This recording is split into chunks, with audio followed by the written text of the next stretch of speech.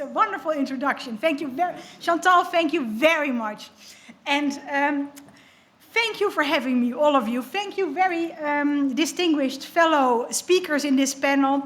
All the people at home who are interactively, proactively listening in as well and contributing to the discussion as well. It's a delight to be here.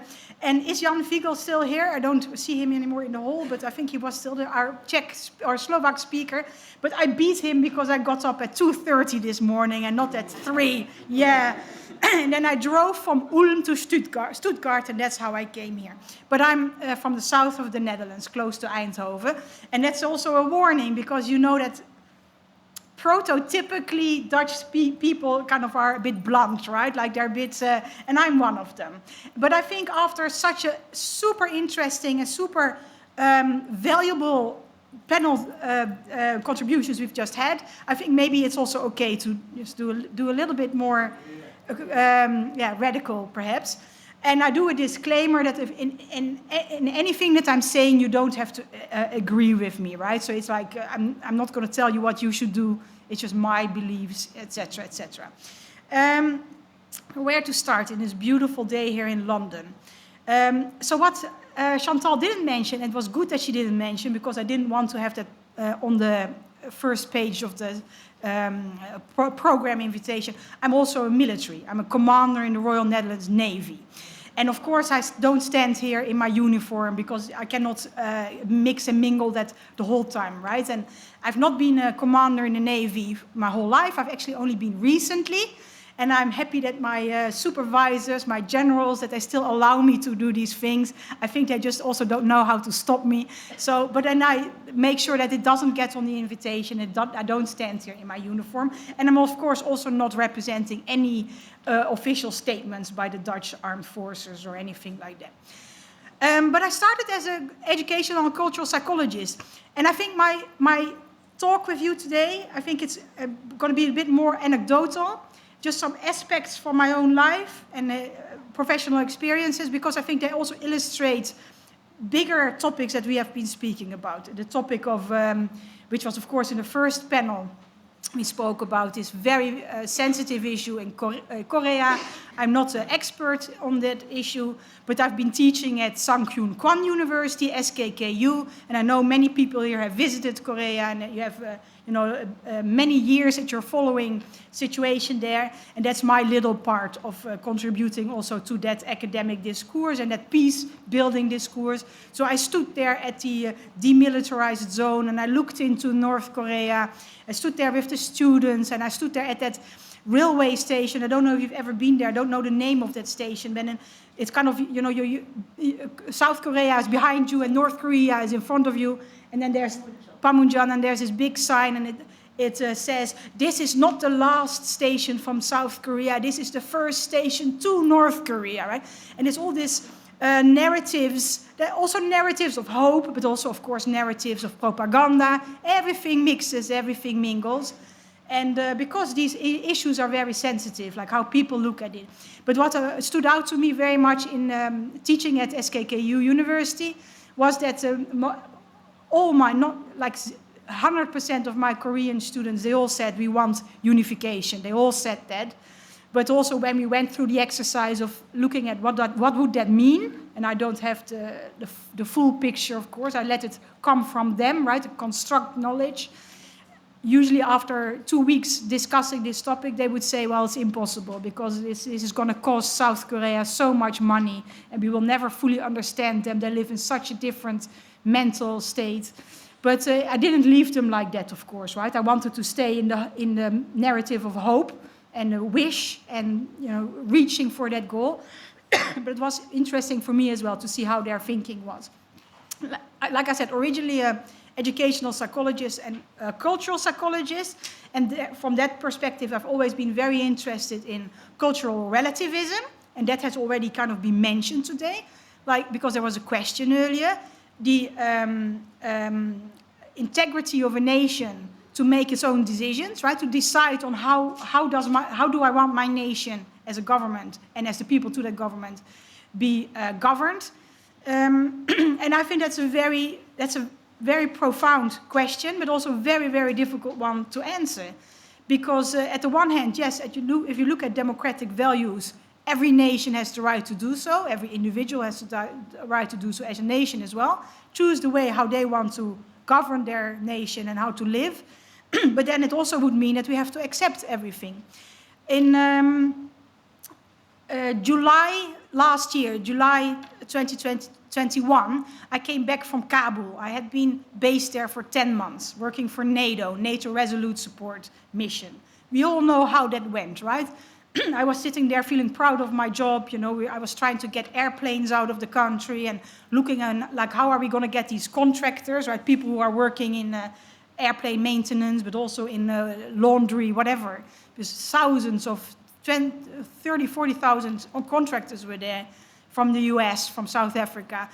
One of my tasks was look at how can we fly them out. And I felt quite proud, you know. I had talked to Nordefco, you know, the Nordic Defense Corporation. They were going to send in planes, and we all know how it ended, right? What a tragedy, what a misery. Luckily, I was able to bring one of my colleagues, a young Afghan woman, 23 years old. She is now in the Netherlands. She was evacuated on the last plane. And I found it very funny not funny, but I found it interesting when she said, after a few weeks, because she sees that I travel a lot, and she said, so that must be very strenuous, all this traveling in these airplanes you're doing, because it's not comfortable. You're sitting there, you're having to hold yourself to the floor, you know, you're having to hold yourself to these. I said, Zura, it's not like that. There's seats in normal airplanes. You were in one of these Hercules airplanes, you know, it doesn't have seats. You were laying there with like 500 other evacuees, right? It's very interesting to see, and it's also very interesting, you can imagine, to see her current struggle, you know. She left behind everybody, parents, brothers, sisters, single Afghan lady. Don't be offended when I say it, but the first thing she said, I'm taking off this headscarf, I'm never ever gonna wear it again, never ever. Don't be offended, I know it has different, but for me it said a lot, and I felt I did a good thing to get her out of Afghanistan. But of course, some colleagues of mine said, not that they fully were saying it should be like this, but some colleagues said, well, we've done 20 years of peace building in Afghanistan, we did our best.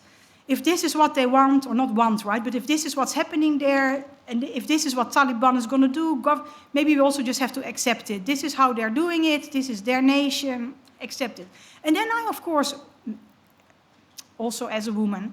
But then I, of course, also was thinking, but what about this 52% of women? Because there's always more women than men, right? There's more male babies are being born, but more male babies also die at birth because they're a bit bigger and they have more accidents, these children, when they're little, because boys climb trees and stuff like that. So there's more women in the world than men, slightly more, and also in Afghanistan, because, of course, many men have died in the war in Afghanistan. So should we then just say, well, you know, pity for them, but this is how their country is, and just let them live as what we now are seeing, 95% on the brink of famine, having to stay at home, no contacts whatsoever. I hear when Zura speaks to her 11-year-old sister, who's only crying, like a year later now that Zura has left and is in the Netherlands, the sister, the little one, still only crying, crying, crying. It's horrible, heartbreaking. And the only thing I can say, Zura, I can't do anything for you. I brought you here to the Netherlands. I can help you build a life here. I'm just trying to, I tell her honestly, I tell her I'm trying to forget about your family because I can't do anything for them. It's really also for me, of course. I mean, it's much more important, difficult for her, but for me also difficult. I'm kind of wiping out her family because I have no answer what to do for that, right? But that enough about Zura, enough about Afghanistan. I think originally, so what brought me eventually to this peace and security environment, and I see myself as a professional in peace and security. What brought me there eventually was that I became an election observer because I was working for democratic parties, youth movements in Eastern Europe, because I'm a Lib Dem. I think that's already quite obvious, right? So I'm a member of D66, Democrats 1966. I was a candidate for European Parliament twice. Jan Fiegel did better because he got in, I didn't get in. And I was candidate twice for our national parliament in the Netherlands as well, second chamber, also didn't make it in. And then I chose to become a military. Not a bad choice, I feel, right? And who knows, maybe one day I will get in. And so working with Pora, for example, one of the biggest democratic youth movements in Ukraine. And this was just kind of after Orange Revolution, you know, it's 20 years ago already. It was so inspiring, these young people, you know, and they wanted to better their nation, and they wanted to have more you know, right to speak about how their country would be going to be governed. Absolutely interesting. I was active within CISV. Perhaps somebody here knows CISV, Children's International Summer Villages, non-religious, non-political. We sent groups of 4 children, 11-year-olds. We sent them to Mongolia, to Japan, to Brazil, to Sweden, to Denmark.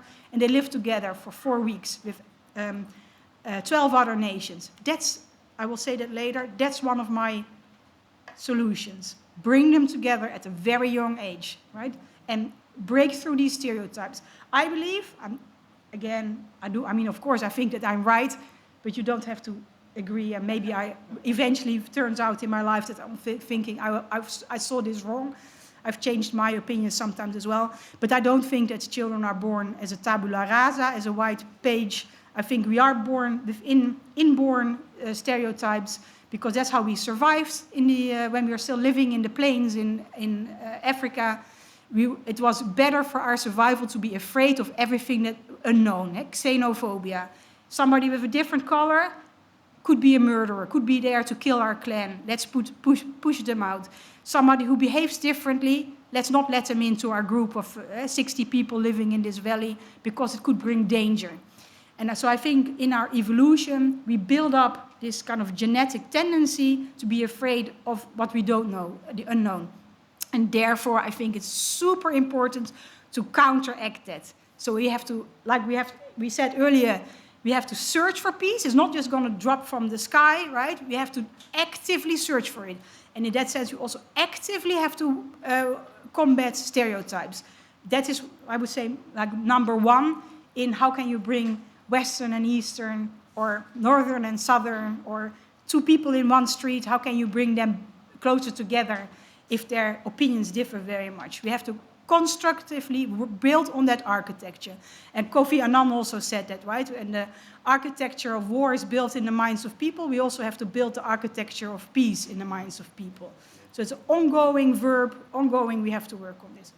I became an election observer, traveled all over basically Europe and Central Asia, Kazakhstan, Turkmenistan, Uzbekistan, Hungary, many times Ukraine, many times Belarus.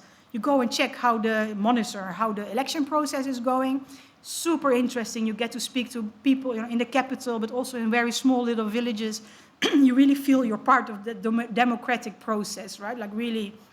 And in those days, sometimes you still had that the ballot box at the end of the day was being brought down to the Central Election Committee on the back of a donkey. Now that romance is gone, but I remember those. I'm 52, so I remember those instances. But I also remember that we had to flee Mitrovica city, right? The city on the other side of the Ibar, the city on the other side of the Peace Bridge in Kosovo, Kosova Katastrofa, because there were riots and attacks to the polling stations. And we've just seen this. I have to round up already? Yeah, I have to round up.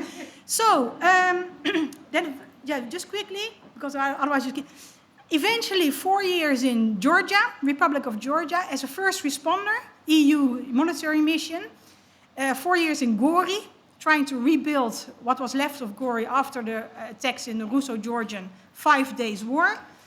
And then, well, it's not even recently anymore. And that brings me back to what Chantal said. Then 4 years in Donetsk, part of that, about 6 months in Mariupol, going to Azovstal every day or a few times a week, checking how the laborers were doing. Kherson, Mykolaiv. I was 2 months in Odessa last year. That was not part of the mission anymore. Ukraine is very close to my heart. I'm from Russian descent myself, a long time ago, but always had that interest in that part of the world. How on earth are we going to bring this total divide together? And I, almost shamefully, also have to say, 4 years in Donetsk, and I didn't see coming what happened on the 24th of February. I didn't see it coming either. I was one of those people, like I have a friend who works at the embassy in Moscow, the Finnish embassy, And when she was saying, oh, things are not looking good, I was saying, no. It must be some kind of a mock-up exercise and they're going to retreat in the end.